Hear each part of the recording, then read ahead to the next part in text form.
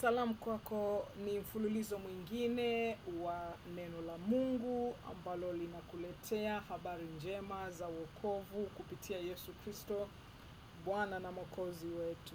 Naitwa Zawadi na huu ni mfululizo wa usiku wa mikutano ya Injili kwa maelfu kote duniani. Night of 1,000 Crusades kote duniani kupitia ufalme, haleluya, ufalme wa taifa la Love World Nation. Ni muda maalum kabisa, ni kampeni maalum kabisa ya kuleta roho za watu kwa Yesu Kristo, kuwaleta watu kwa Yesu Mwokozi wetu, kwa sababu Biblia inatuambia hizi ni siku za mwisho na siku hizi zinakwenda kwa kasi na kwa haraka kabisa. Mungu wetu aliye hai, baada ya kuachilia injili iende kwa watu wa mataifa ambao si Wayahudi, ameagiza kwamba kuna idadi maalum ya watu wanaotakiwa kuingia katika ufalme wa Mungu kabla Bwana wetu Yesu Kristo hajalinyakuwa kanisa. Kwa hiyo muda unaenda kwa haraka sana na injili inaenda kwa kasi. Biblia inatuambia katika Habakuki kwamba katika siku za mwisho utukufu wa nyumba ya Mungu, utukufu wa Mungu utaijaza dunia kama ambavyo maji yanajaza bahari. Na kukaribisha ili twende pamoja katika sehemu ya pili, mfululizo wa usiku wa mikutano kwa maelfu ya injili ya Bwana wetu Yesu Kristo. Na tunatumia nini? Tunatumia Rhapsody ya uhakika, na bila shaka si mara kwanza unasikia Rhapsody ya uhakika. Umekuwa ukisikia, nimekuwa nikija kwako kupitia sauti ya Rhapsody ambayo tunasema ni tafakari ya neno la Mungu inayoandaliwa na mchungaji Chris, na inapokuja kwako basi tunaangalia jinsi gani Mungu anazungumza na roho zetu. Katika kipindi kilichopita tulikuwa tumeona kwamba tumeangalia kuhusu kuzaliwa upya, kwamba wewe huna asili mbili. Wewe huna asili mbili. Na kila mahali unapopata huu ujumbe, mshirikishe na mwingine. Mshirikishe na mwingine kwa sababu Biblia inasema kwamba Mungu ametupenda upeo, akamtoa Yesu Kristo kwa ajili yetu, ili kila anayemwamini asipotee bali awe na uzima wa milele. Tazameni ni pendo la aina gani, pendo la namna gani alilotupa Baba, kwamba tuitwe wana wa Mungu, na ndivyo tulivyo. Basi katika siku hii ya leo, wakati huu wa leo, nikikusalimia, inawezekana kwako ni usiku kwa sababu nakujia kwa njia ya mtandao, kupitia internet ama kupitia online. Unaweza kunipata kwenye Facebook, unaweza kunipata kwenye YouTube, unaweza kunipata pia kwenye King's Chat, ama kwenye Instagram. Na nasema King's Chat kwa sababu huko yako mengi. Alafu pia kuna My Stream Space. Huko pia tunakuijia na habari njema za Yesu Kristo. Ukitaka zaidi kuhusu Rhapsody ya uhakika, ukitaka kuhusu wasomaji wa awali, hizi ni tafakari za neno la Mungu kwa watoto wadogo, watoto wadogo kuanzia miaka 9 kushuka chini. Alafu tuna Tivo, haleluya, Tivo kwa ajili ya vijana waweze kukua katika neno la Mungu, wakue wakijua kabisa kwamba wao ni jeshi la Mungu Baba aliye hai, na Mungu anapenda kutumia vijana. Nitakupa mfano.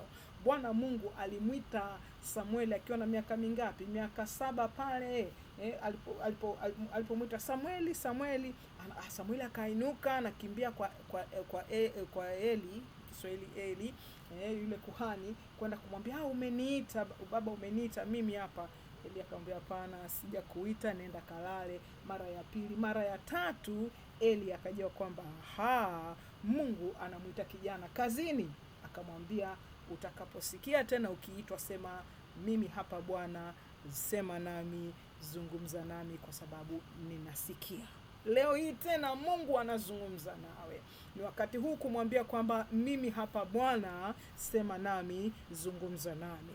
Hasa wakati huu tunapoendelea kuwashirikisha watu neno la Mungu, kwa maelfu, kwa mamia, kwa mabilioni. Dunia ina watu bilioni 12.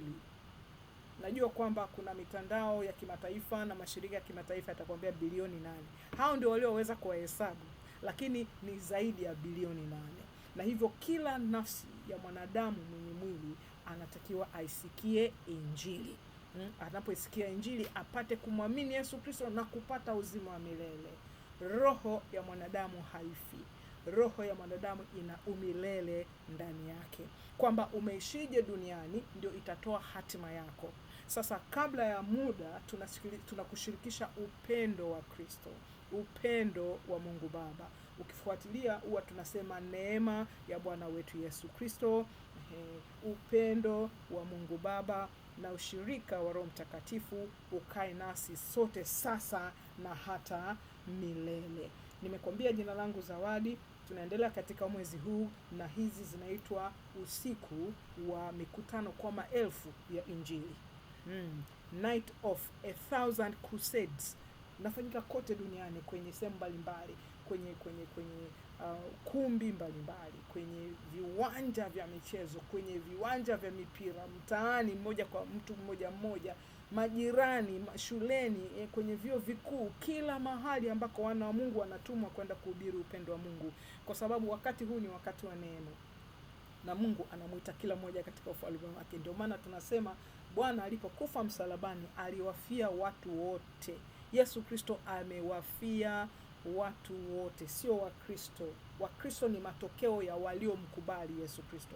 Kwa hiyo Yesu amewafia watu wote wenye dini zote bila kujali madhehebu yao, kwa sababu ni yeye pekee ambaye Mungu alimtoa kwa sadaka kwa ajili ya watu wote wanaomwamini wapate uzima wa milele. Yeye pekee ambaye damu yake inatosha kutakasa na kusafisha dhambi zote na kukufanya uwe mshirika wa uungu, mshirika wa tabia ya uungu, mshirika katika ufalme wa Mungu, ufanyike kuwa mzao ama uzao wa Ibrahimu, ambao ni urithi pamoja na Mungu, lakini pia urithi pamoja na mwanawe Yesu Kristo.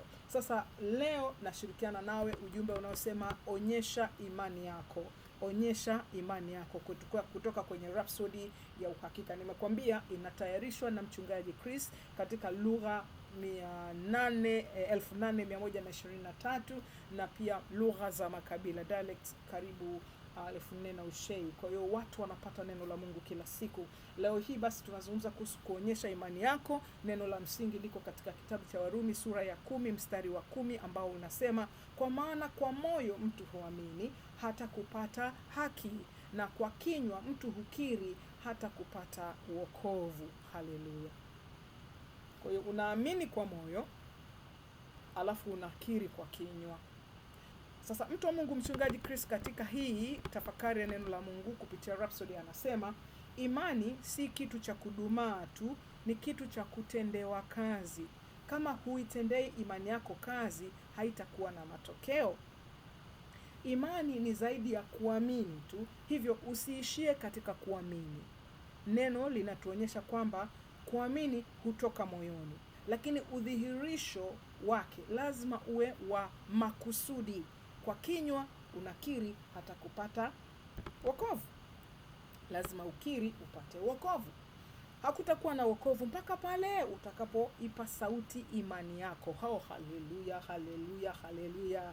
Mimi ni mwana wa Mungu, ninao uzao wa Kristo ndani yangu, mimi ni uzao wa Ibrahimu, mimi ni mrithi wa Mungu, mrithi pamoja na Kristo katika ufalme wake. Haleluya. Mimi ni raia wa mbinguni na Yesu Kristo anakaa ndani yangu kupitia Roho wake Mtakatifu. Ninakuwa na kuongezeka katika imani. Haleluya.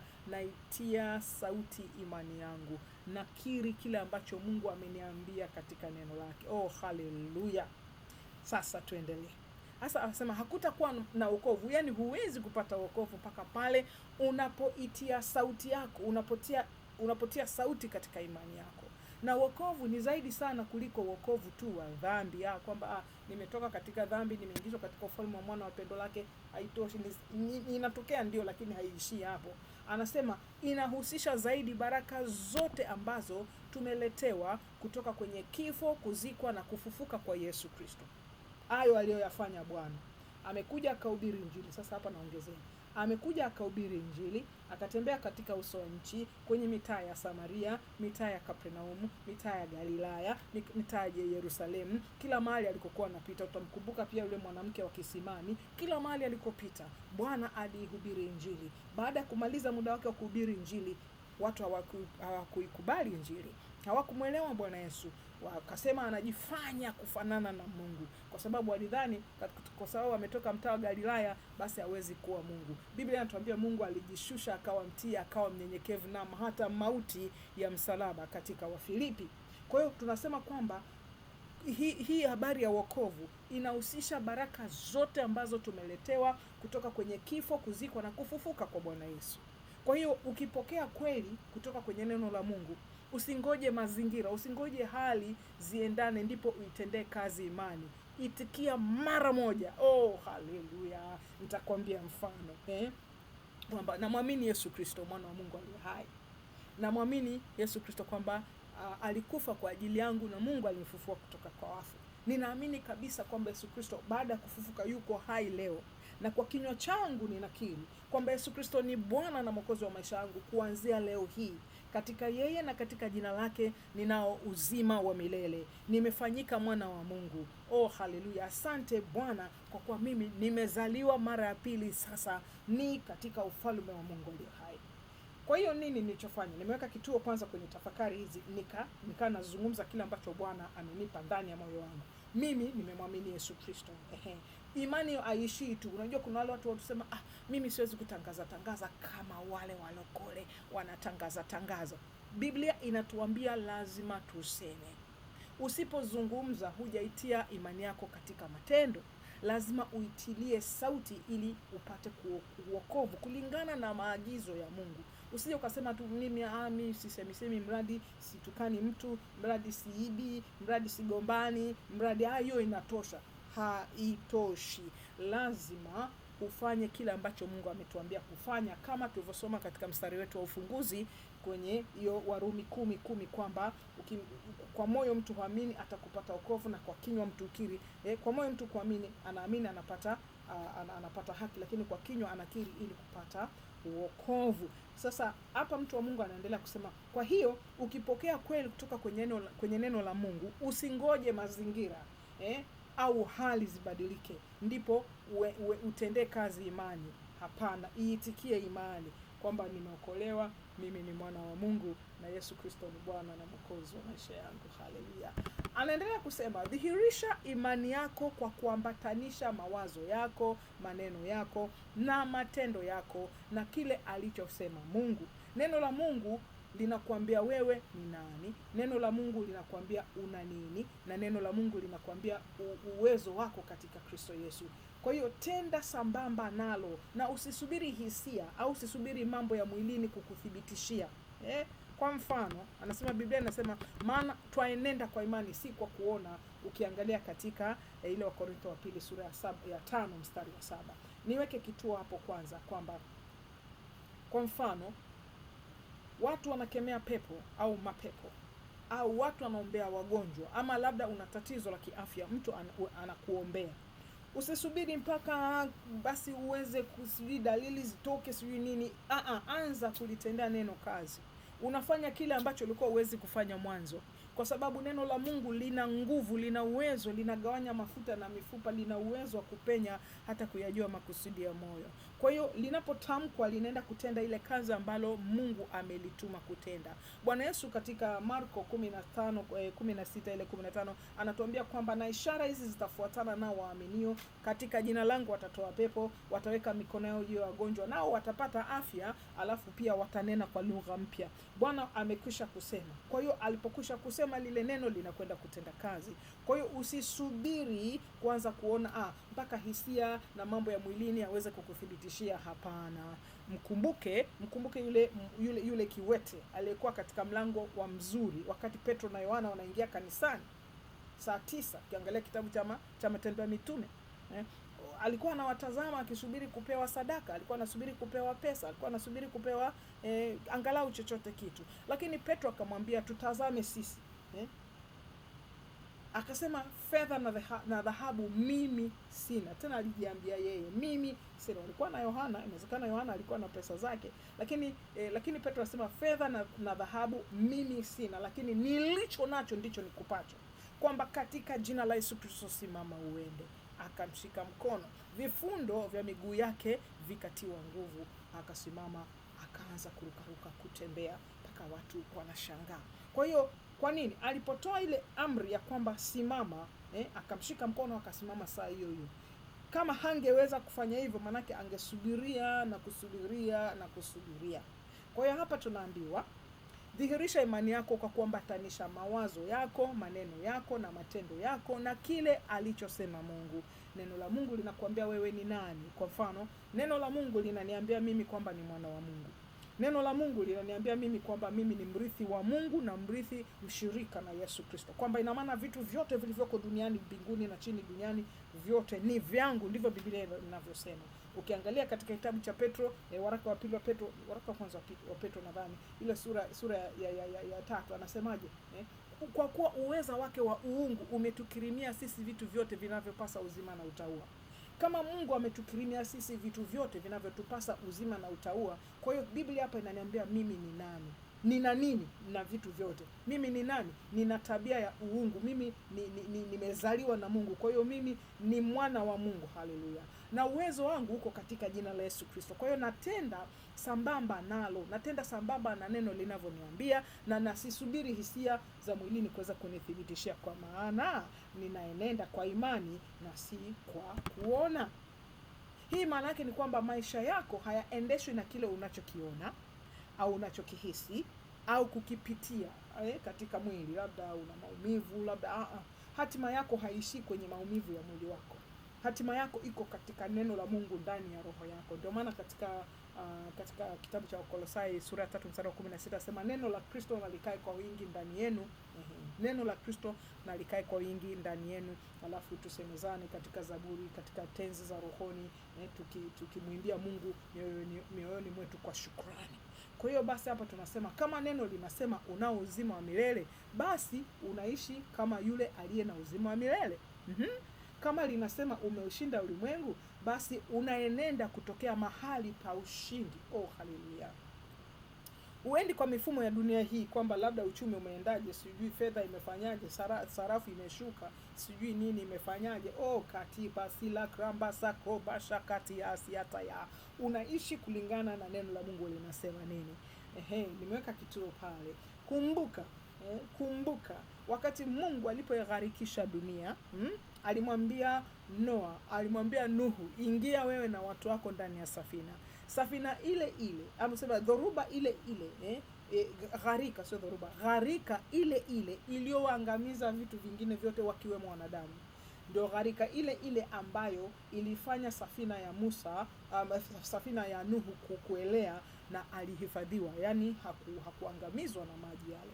Kwa hiyo haijalishi huko duniani kuna hali gani, haijalishi dunia inasema nini kuhusu uchumi, kuhusu fedha, kuhusu hali na kila kitu, wewe ni mshindi katika jina la Yesu Kristo, zaidi ya washindi. Ndio hapa mtu wa Mungu anaposema kama neno linasema umeushinda ulimwengu, basi unaenenda kutokea mahali pa ushindi. Haleluya. Neno linasema mwenye haki wa Mungu katika Kristo Yesu.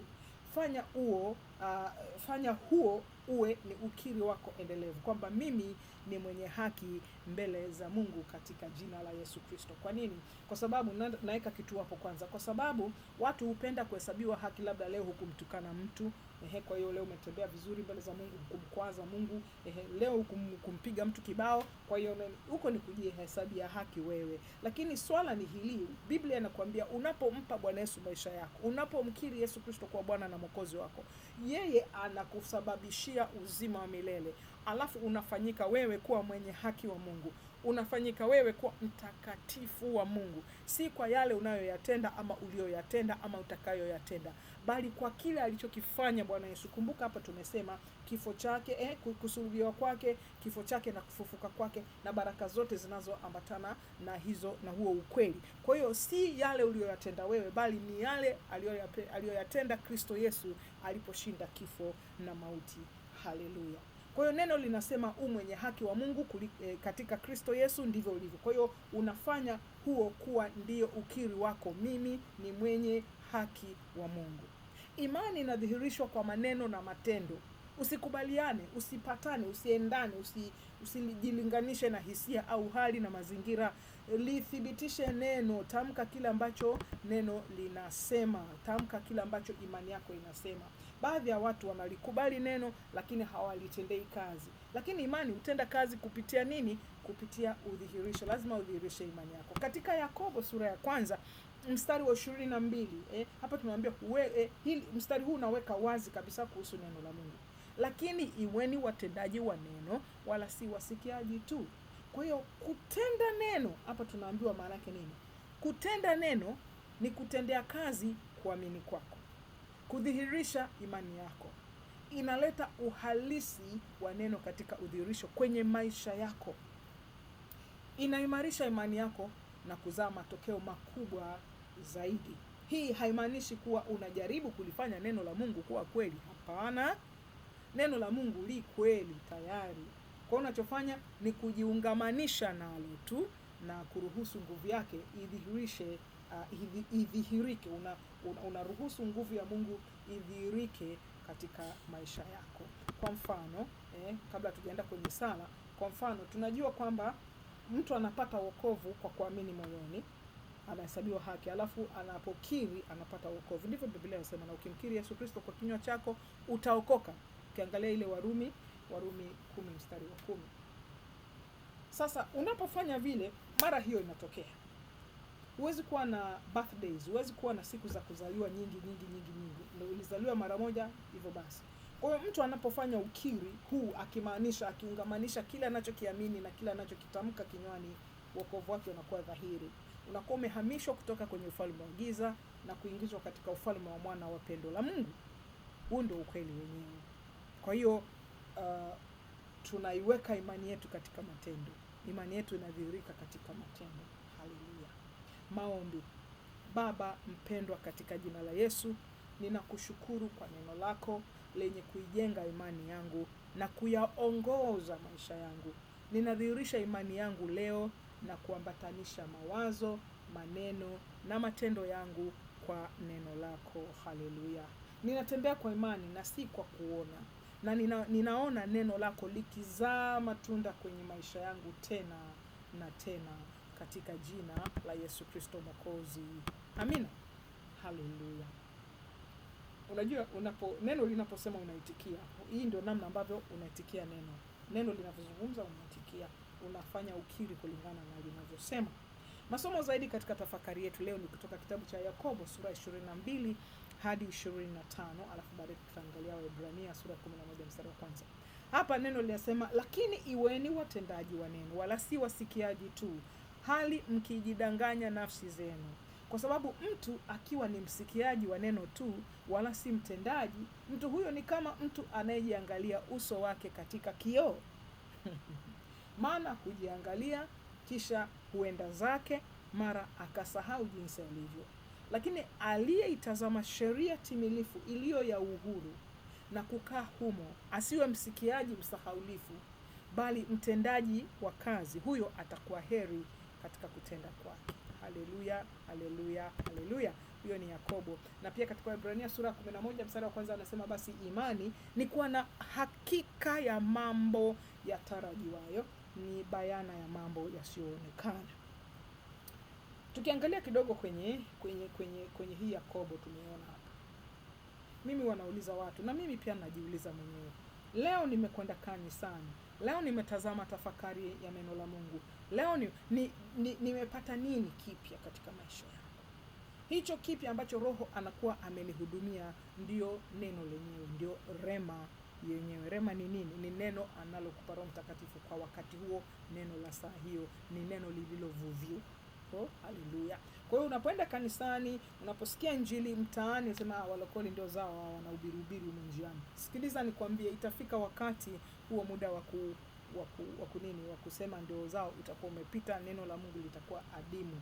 Kwa hiyo ni vyema kulisikia neno la Mungu. Kwa hiyo katika kampeni hii ya usiku wa mikutano ya injili kwa maelfu duniani, na kukaribisha kwa Bwana Yesu, ili kwamba kuamini kwako kuendane na kusikia kwako, na unaposikia unatendea kazi.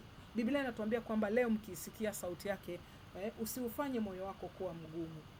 Uwe tayari kusikia Mungu anakuita kwa upendo kabisa.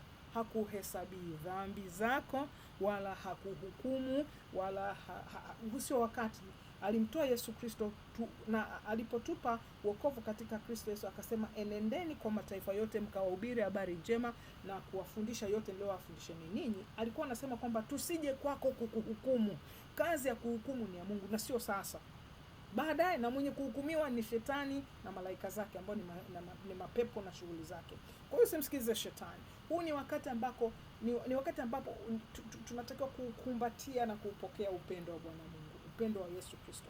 Ndio maana mwanzo nilikwambia neema ya Bwana wetu Yesu Kristo na upendo wa Mungu Baba na ushirika wa Roho Mtakatifu unakaa nasi hata milele. Amina. Usiwe na wasiwasi kusema sasa alafu nikishampokea Yesu baadaye itakuwaje, na kuaje nikikosea, na kuaje nikikosea. Kwanza tunaposhirikiana ile neno na ukalipokea moyoni, Roho Mtakatifu anakusaidia kulifafanua, kulidadavua, kuliweka kwa uwazi kabisa. Pale unapolikubali, Roho Mtakatifu anakuja kukaa ndani yako.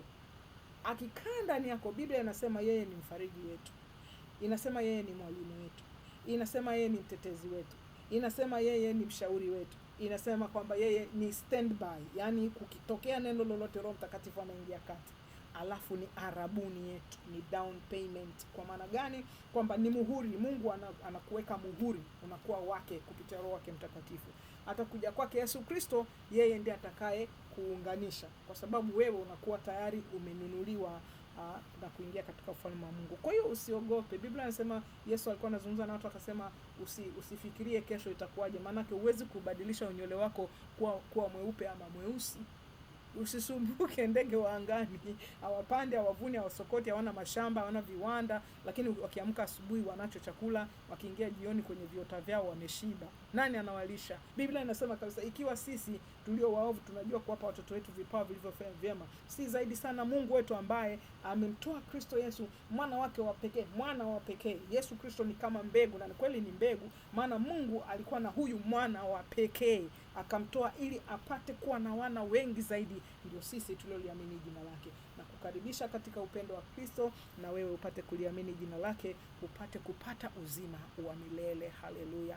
Na kama hujampa Bwana Yesu maisha yako, huu ndio wakati mzuri sasa wa wewe kufungua moyo wako. Ninajua umeamini kwamba Yesu Kristo ni mwana wa Mungu. Ninajua umeamini kwamba Mungu alimtoa pekee kuja hapa duniani kwa ajili yetu. Ninajua umeamini kwamba alikufa msalabani na amefufuka yu hai. Ninajua umeamini kwamba yu hai na atakuja tena mara nyingine, mara ya pili. Sasa hayo yote umeamini. Kwa nini basi usiweke imani yako katika matendo kwa kukiri? Ndio sasa nataka nikukaribishe useme sala hii baada yangu.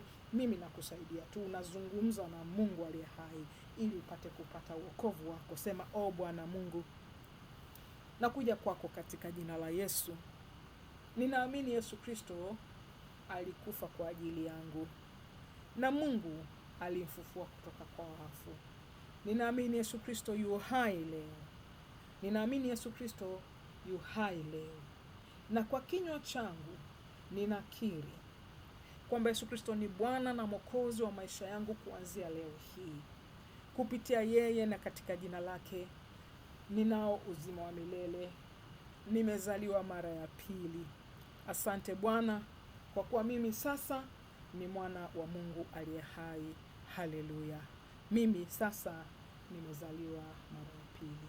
Haleluya. Amen. Hongera sana. Kwa sala hiyo umefanyika mwana wa Mungu aliye hai. Nini neno la Mungu linasema hivyo? Ninakuombea katika jina la Yesu Kristo, Roho Mtakatifu wa Mungu akakuhifadhi, akakuimarishe, akakutunze na kukufundisha kuhusu ufalme wa Mungu. Akuongoze katika kweli yake kupitia neno lake. Akukuze upate kusimama imara katika imani yako. Akubariki kwa kazi zako, akubariki unapotoka na unapoingia katika jina la Yesu Kristo. Amina. Umebarikiwa shambani, umebarikiwa mjini. Watoto wako wamebarikiwa, jamaa na ndugu zako wamebarikiwa. Kazi yako iliyo halali mbele za Bwana imebarikiwa, na shughuli unayofanya iliyopata kibali mbele za Mungu imebarikiwa. Kama uko masomoni, masomo yako yamebarikiwa. Unafanya biashara, biashara yako imebarikiwa. Uko kazini, kazi yako imebarikiwa. Biblia inasema kazi za mikono yetu zimebarikiwa na Mungu anaziongeza. Haleluya. Hakuna kuchanganyikiwa kwako, hakuna namna yoyote ya kifo katika maisha yako, hakuna kupungukiwa, sawasawa na Zaburi ya 23 kwamba Bwana ni mchungaji wako, huhitaji kitu na hutapungukiwa na kitu. Haleluya. Ndiye anayekuongoza katika majani mabichi, anakulaza kando kando mwa maji ya utulivu, anakuongoza. Haleluya, haleluya, haleluya, haleluya. Umebarikiwa sana, hongera. Kama una maswali, una jambo unataka kulifahamu zaidi, nambari zetu ni alama ya kujumlisha 255 766 444 996. Tuandikie kwa namba hiyo, lakini zaidi sana tuma ujumbe hapo, washirikishe na wengine, na pia jisubscribe. Napatikana kwenye YouTube, napatikana kwenye Facebook, Instagram na King's Chat. King's Chat ni mtandao bora mpya kabisa ambao unaweza kutuma ujumbe, unaweza kupiga simu, unaweza kushirikisha vitu vyako vyote kwenye King's Chat. Nenda kwenye kule tunakopakua vile tunaita nini, application, program tumishi, pakua King's Chat. Huko ndani utakuwa na simu za bure na kila kitu. Mungu wangu aliye hai akubariki, aendelee kukutunza, aendelee kukuhifadhi. Tukutane tena wakati mwingine katika usiku wa mikutano ya Injili kwa maelfu duniani katika programu maalum kabisa. Mimi ni Zawadi Machibia. Mungu wangu aliye hai akubariki na kuendelea kukuhifadhi. Barikiwa sana.